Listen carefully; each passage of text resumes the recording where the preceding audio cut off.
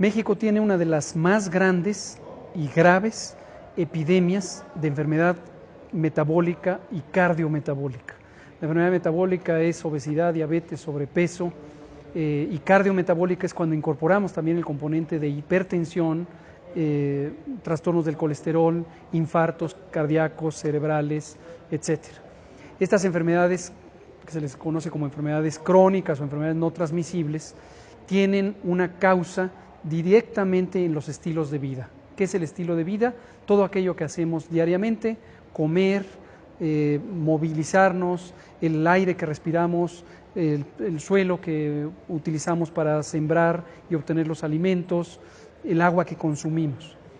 Y estos determinantes, que son las causas de estas enfermedades, en México desde hace más de 35, quizá 40 años, han tenido un deterioro progresivo. México es, por ejemplo, el primer país en obesidad infantil y juvenil. A veces llegó a ser el primero, por momentos es el segundo o tercero en obesidad en adultos. ¿De qué tamaño es esta epidemia? 3/4 partes de la población mexicana, 3/4 partes de quienes tienen 20 años o más, tienen sobrepeso o bien obesidad. Tenemos también la 1/4 parte de la población tiene hipertensión y hasta 14% tiene diabetes, lo conozca o no lo conozca.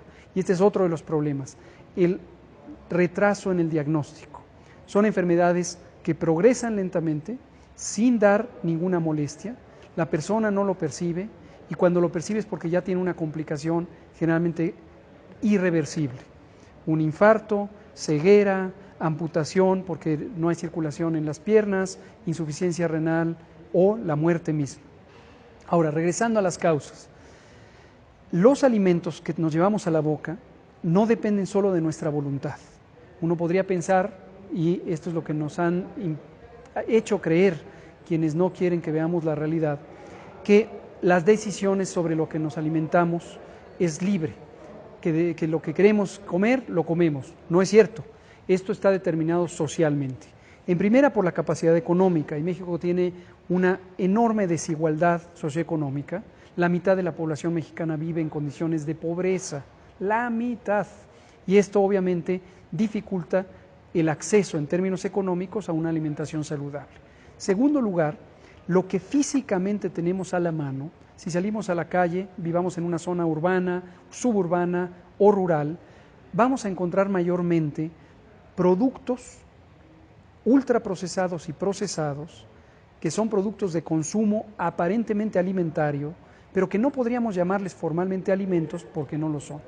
Son nutricionalmente muy escasos o incluso nula riqueza nutricional, y en cambio son muy altos en los 4 elementos que explican la mitad de las muertes en México: exceso de sal, exceso de azúcares, exceso de grasas, sobre todo grasas saturadas, y exceso de calorías. Esto lo podemos ver, y hay que decirlo de manera explícita, en refrescos embotellados, en lo que nos venden como jugos, pero que en realidad es agua con colorantes y saborizantes artificiales y azúcar añadida. Lo vemos también en distintos productos empaquetados que parecen ser pastelillos o botanas, pero que en realidad tienen un origen en algunos componentes naturales, pero en que han sido transformados para ser un producto de alto contenido en estas sustancias que no son benéficas para la salud. De hecho, son dañinas y, reitero, explican la mitad de las muertes todos los años en México. Para darle un dato que es por demás dramático, 7% de las muertes totales de México, que son más de 40,000 cada año, se pueden atribuir al consumo de refrescos. México es el primero o segundo, con pequeñas variaciones por año, consumidor mundial de refrescos embotellados, primer o segundo nivel en el mundo. Entonces, este es el estado en que se encontraba la salud de México cuando llegó COVID, y efectivamente, de manera por demás dramática, en varios países del mundo, pero quizá México es uno de los más claramente que muestran este fenómeno. Tenemos muertes por COVID en adultos jóvenes, en personas adultas jóvenes, 45 a 55 años. ¿Por qué razón? Porque se tiene estas enfermedades, en particular diabetes, hipertensión, obesidad. Y una última que no quisiera dejar fuera, el consumo de tabaco. El tabaco en todas sus formas, cigarrillos puros, pipa, vapeadores o cigarrillos electrónicos, que es la forma moderna de inducir, sobre todo a los adolescentes en edad muy temprana, a que consuman tabaco. El tabaco invariablemente es un producto nocivo para la salud. Es un causante directo de una alta mortalidad, de cánceres pulmonar, esofágico, estomacal, intestinal, de la vejiga, del páncreas, etcétera, y causa otras enfermedades, precisamente enfermedad pulmonar crónica, enfermedad cardíaca crónica, infartos cerebrales, infartos cardíacos, problemas circulatorios que llevan a amputación. El tabaco es dañino y en México todavía tenemos un enorme rezago en la implementación de políticas públicas para el control del tabaco. Durante el sexenio 2012-2018 hubo una desviación de las políticas públicas a las que México se ha comprometido mundialmente. Son compromisos mundiales, por ejemplo, el Convenio Marco para el Control del Tabaco, que México fue de los primeros países que se adhirió, y este es un tratado internacional. Esto quiere decir que obliga a México a cumplirlo. Es un tratado internacional, está al mismo nivel que las leyes generales y solamente por debajo de la Constitución, de modo que estamos obligados a cumplirlo. Y en particular durante el sexenio 2012-2018 se desatendieron estos compromisos, se involucró a partes interesadas en las ganancias comerciales de los productos, tanto en el tabaco como en los productos alimentarios no saludables. Se les involucró para que diseñaran conjuntamente con el gobierno, insisto, 2012-2018, las políticas públicas. ¿Cuál fue el resultado? El esperado. Desviaron la atención de las causas fundamentales para proteger intereses económicos y nos distrajeron con la idea de que la responsabilidad es individual.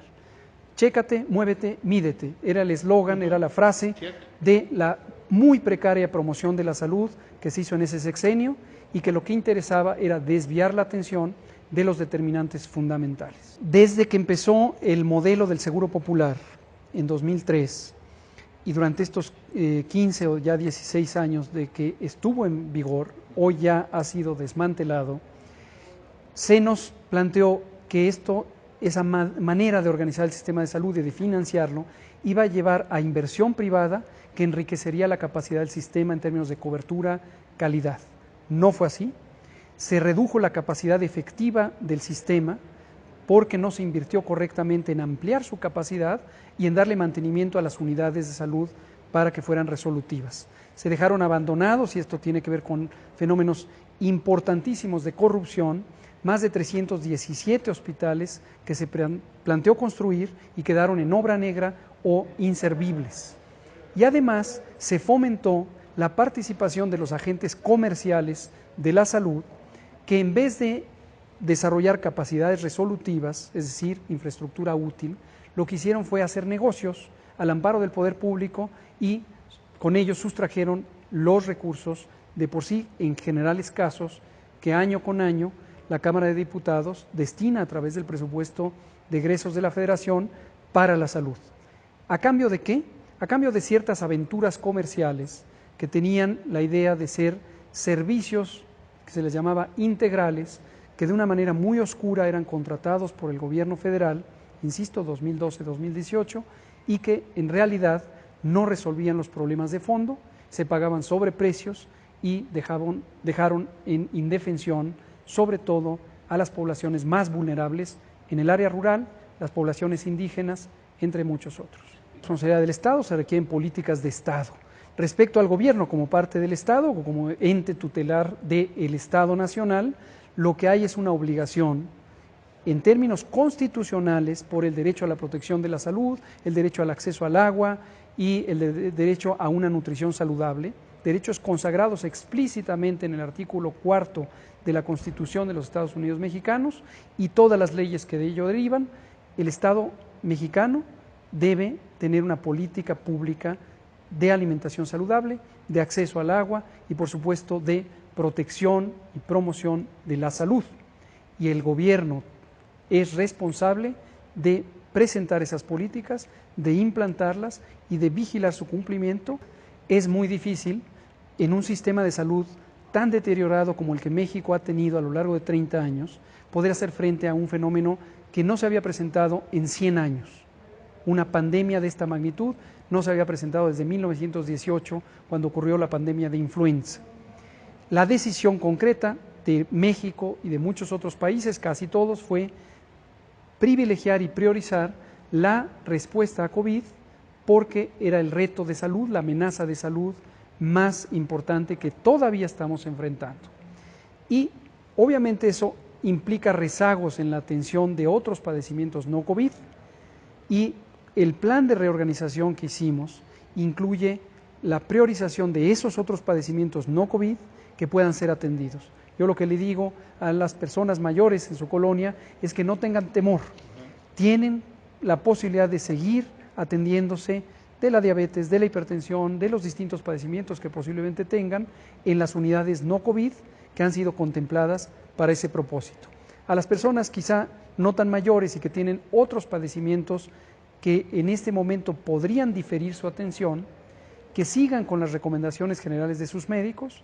Las instituciones de salud públicas han hecho previsiones para proporcionar los medicamentos necesarios para que continúe la atención, y algunos procedimientos como procedimientos diagnósticos no críticos o cirugías que son programables ciertamente han sido diferidas, y en cuanto empiece a reducirse la intensidad de la epidemia de COVID, estado por estado, se van a incorporar las citas correspondientes para recuperar el tiempo perdido en esos procedimientos. Nuestra responsabilidad es informar diariamente. Somos uno de los pocos países que aún mantiene este tipo de conferencias de prensa con el propósito de que la sociedad conozca de manera veraz la información técnica, la información científica sobre lo que está ocurriendo con la pandemia. Nuestro interlocutor o nuestra audiencia es el pueblo de México, a quien estamos obligados, con quien estamos obligados de darle información directamente sobre lo que está ocurriendo en la epidemia. Y hemos insistido en una cosa: cuando esa información es alentadora, lo vamos a decir.